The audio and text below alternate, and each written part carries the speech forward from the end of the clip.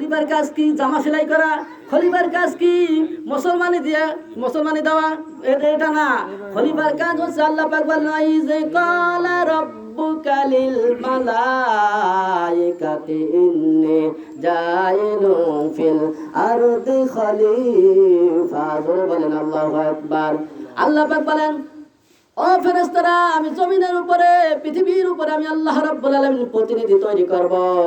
আর ফেরেশতারা ওই যে জিন জাতিকে সৃষ্টি করেছিল তাদের অভিজ্ঞতা তাদের আছে। আল্লাহ এমন কোন জাতি তুমি তৈরি করো না জমিনের উপরে যারা পৃথিবী গিয়ে বিশৃঙ্খলা সৃষ্টি করে, মারামারি হাঙ্গামা ডাঙ্গামা সৃষ্টি করবে, সন্ত্রাসী করবে, এমন কোন জাতি তুমি পাঠায়ো না। কারণ তোমার যত ইবাদত বন্দেগী লাগে আমরাই তো তোমার তাসবিহ তাহলিল সদা সর্বদা পাঠ করতেছি। জোরে বলেন সুবহানাল্লাহ। আল্লাহ রাব্বুল আলামিন জবাবে কি বলেছিলেন? ইন্নী আ'লামু মা লা তা'লামুন। ও ফেরেশতা মণ্ডলী, আমি আল্লাহ রাব্বুল আলামিনের পরামর্শ দরকার নাই। আমি আল্লাহ রাব্বুল আলামিন তোমাদের থেকে পরামর্শ চাচ্ছি না, লিখছি না, দরকারও নাই। আমি তোমাদেরকে শুধুমাত্র জানায় রাখলাম আমি আল্লাহ পাক দুনিয়ার উপরে পৃথিবীর উপরে প্রতিনিধি করব, এই প্রতিনিধি তৈরি করব।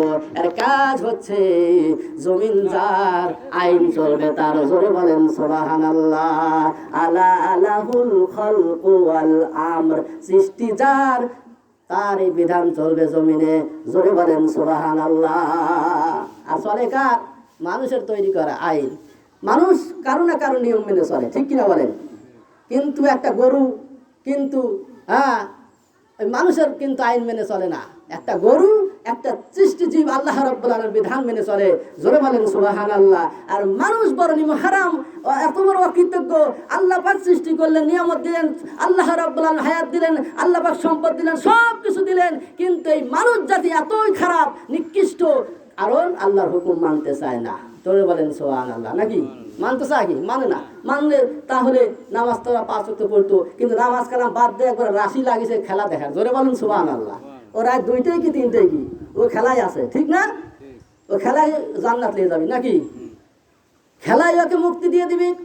এই খেলতেছে অন্য দেশে, বাইরের রাষ্ট্র খেলতেছে, আর আমরা পাঠাপাঠি করে মারামারি করতেছি, হাত পা ভাঙতেছি। জোরে বলেন সুবহানাল্লাহ। নাকি কেউ পাঠাপাঠি করতেছে, কাঁদতেছে, ও বাপ মরলে কাঁদে না, ও খেলায় পারে নাই, ব্রাজিল পারে নাই, অমুক পারে নাই, তমক পারে নাই, ও চোখের পানি ফেলাচ্ছে, মনে হয় ওর বাপ হারিয়ে গেছে। হ্যাঁ জোরে বলেন ঠিক কিনা?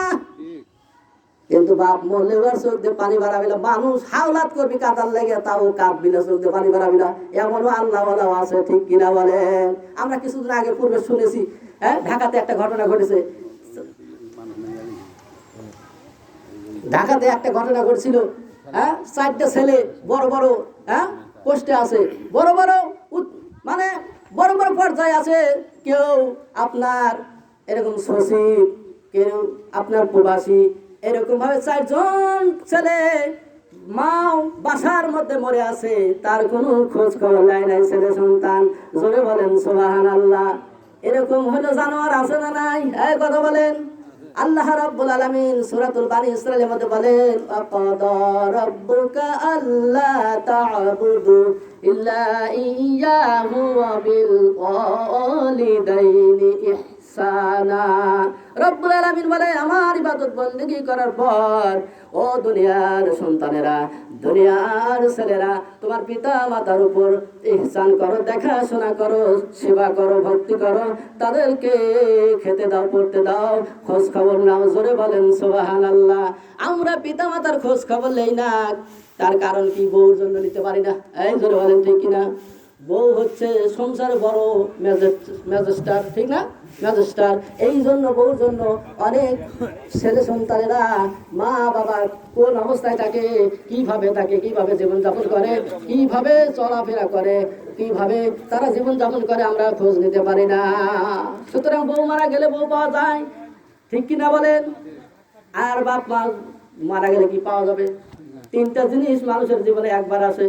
তার 1 নম্বর হচ্ছে পিতা মাতা, একবার আসে, দ্বিতীয়বার পাওয়ার সুযোগ নাই। জোরে বলেন সুবহানাল্লাহ।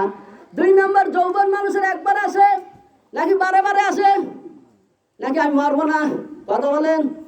আমার যৌবন আমি ধরে রাখবো, হ্যাঁ সালমান খানের মতো, সালমান খান তো মরে গেছে, এই কথা বলেন ঠিক কিনা? হ্যাঁ ডোনাল্ড ট্রাম্পের মতো আপনি ধরে রাখবেন, ও সারা পৃথিবী নিয়ন্ত্রণ করছে, পরিচালনা করছে, কিন্তু ইরানকে দেখে এখন গাও হাসে যাচ্ছে। জোরে বলেন সুবহানাল্লাহ। 3 নাম্বার সৌন্দর্য, মানুষের চেহারা লাবণ্য একবারই আসে, জোরে বলেন ঠিক কিনা? তারপরে যখন আসে তখন আর ঘাটতি হয়, সব বৃদ্ধ পরিণত হয়ে যায়। জোরে বলেন একবার সুবহানাল্লাহ। আরো জোরে